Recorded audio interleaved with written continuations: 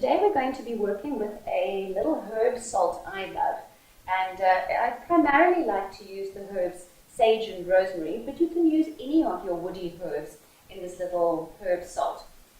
Examples of your herbs are over here. This is thyme, which is again a woody stalk, hence the name woody, with the tiny little tender leaves, and it's beautifully flavored aromatic herb which goes with chicken, veggies. It even can work with mushrooms particularly well.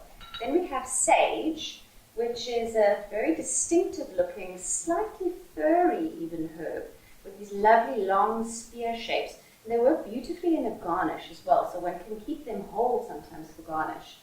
And then trusty old rosemary, which most of us have growing in our garden in abundance and don't really know what to do with. So this is a fabulous one to put in your herb salt. So these are the three herbs that are in the woody family and that we can put into our herb salt, which we're going to make today. So you really can alternate according to how much you're going to put in.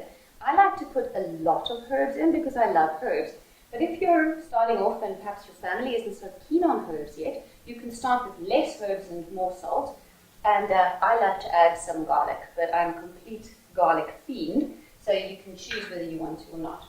So essentially we're going to use about a cup of salt. So I'm just going to pour in some of our salt. Now we're going to add our optional garlic. You don't need to chop it, you can just pop in a clove or two.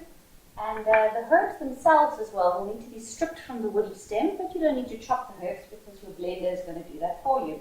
So to strip rosemary, you just grab it onto the end and you pull backwards. And then the little leaves come off from the top, you can pull off easily.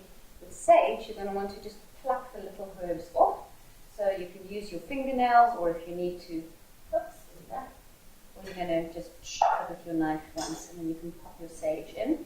With the thyme, you can go from the woody edge forward, just pulling that way. And that's just an easy way to strip your herbs from their woody stalks.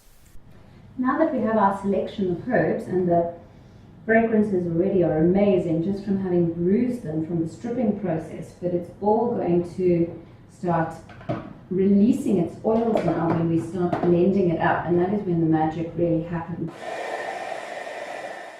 And eventually you'll get a lovely even texture. All the garlic and the herbs and the salt will have mushed together into a fine crumbly paste or consistency. This is the sort of final product, which is a kind of a moist, crumbly texture, but the fragrance and the aroma is just amazing. So I love to use the product fresh like this. Its shelf life, however, is relatively limited. I would say probably about 2 to 3 weeks if you've got it in a sealed Tupperware in the fridge. If you are wanting to put it out at table, I would put it out in a smallish portion like this, and then people can serve themselves a little spoonful of it. It is also a nice way to keep the sodium levels of your food down, because you're adding so much additional flavor that you're likely to use less salt and it's going to have more of the herb and garlic consistency. However, if you are wanting to preserve this in the long term, you would then just put it on a lined baking sheet and bake it in the oven at about 100 degrees. Probably about 15 to 20 minutes should be sufficient, unless of course you've got a whole lot and it's really thick. I like to come in between and just sort of move it around with a spatula, and the moment that it's dry, you want to take it out. The longer it cooks, the more of the aromas are going to be lost, so you don't want to overcook it. A lovely use for these fresh herb salts would be to put them on your veggies for roasting. So gathering a selection of veggies, either fresh from your garden or something that you have in the veggie drawer in the fridge, and sprinkling probably about a teaspoon or so of your herb salt over the veggies. Giving a little drizzle of olive oil. I would say no more than a tablespoon of olive oil would be necessary. Mixing these veggies up in the bowl itself helps you to reduce the amount of salt and oil that you need to use. So it's a nice way of keeping the veggies low fat. Then you would spread them out over on a baking sheet. And one of the tricks about having your roast veggies perfect every time is making sure that they're not stacked on top of one another. So making sure that you have a roomy roasting pan that you can spread the veggies out so all the veggies get heat around them. Once they're stacked up on top of one another, they draw a lot of water and they tend to then steam or boil rather than roast. My trick with roasted veggies is getting my oven super, super, super hot before I start roasting the veggies. So I crank it up to the top heat, grill, fan, everything that I can possibly get heat-wise.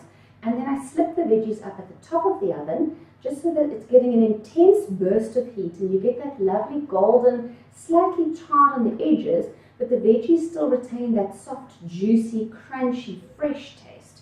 And that for me makes all the difference when roasting veggies. And here we have finished veggies, which were done in under 10 minutes, and they still have all of their flavor, crispness, and the lovely juicy herbiness without having completely overcooked them, which does seem to be the traditional way of doing veggies. So there we go, veggies with herb salt.